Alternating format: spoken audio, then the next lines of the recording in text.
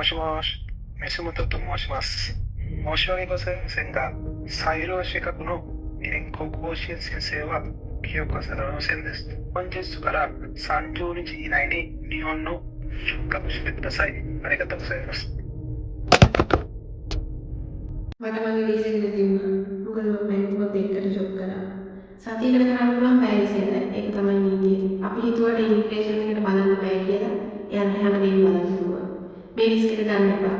ස්මාර්ට් විදිහට වැඩ කරන්න. පැරිස් යට නීතිය ෆලෝ කරන්න. එක මිස්ටේක් එකක් නිසා ඔයාලා ජපාන් නීතිය නැති කරගන්න